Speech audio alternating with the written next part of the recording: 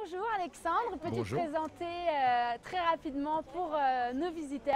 Ok, donc Alexandre Cordier, directeur commercial d'AVEA Assurance, partenaire de l'événement et spécialiste de l'assurance voyage, donc de la mobilité à l'international. Donc du coup, si je comprends bien, spécialiste du voyage, donc tu voyages aussi Alors spécialiste du voyage, j'ai beaucoup voyagé avant Avant. d'être chez AVEA parce que nos partenaires distributeurs et nos clients sont plutôt en France, basés en France, donc je n'ai pas l'occasion de partir à l'étranger pour AVEA.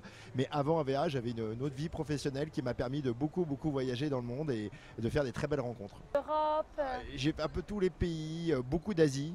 J'ai d'ailleurs vécu au Japon pendant 5 ans, donc j'ai une très belle Intéressant. connaissance. Voilà, j'ai une très belle expérience en Asie et surtout au Japon. Mais voilà, je voyageais un peu dans tous les pays et voilà, très heureux. À part l'Afrique et le Moyen-Orient que je connais un peu moins bien, sinon j'étais dans à peu près toutes les zones. D'accord. Et du coup, quel pays t'a le plus marqué Alors le pays qui m'a le plus marqué, bon il y en a beaucoup parce que vraiment c'est quand on a la chance de voyager, les découvertes sont quasiment quotidiennes.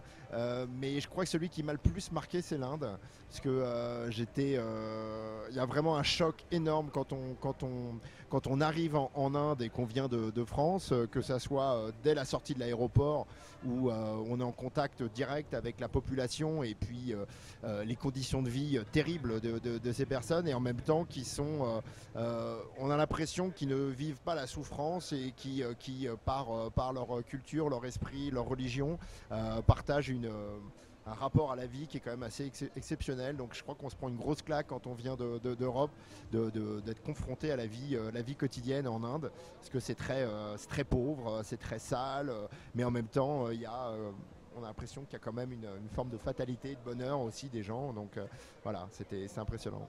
Et selon toi, qu'est-ce qui a été le plus stressant lors de tous tes voyages Alors je suis un peu du genre à me arriver à la dernière minute, soit à la gare, soit à l'aéroport. Donc en fait mes moments de stress c'est plutôt dans cette recherche en permanence d'optimum qui fait que par moment on est vraiment limite. J'ai comme ça des expériences de j'attends dans un lunch ou à l'aéroport et puis en fait on appelle Alexandre Cordier à la dernière minute et là je suis le dernier passager et la personne, l'hôtesse me dit vraiment c'est limite. Donc voilà, c'est ce stress là en fait c'est pas le stress du voyage, c'est plutôt le stress du moment où on va voyager, de bien anticiper toutes les contraintes qu'il peut y avoir, les contrôles policiers, etc.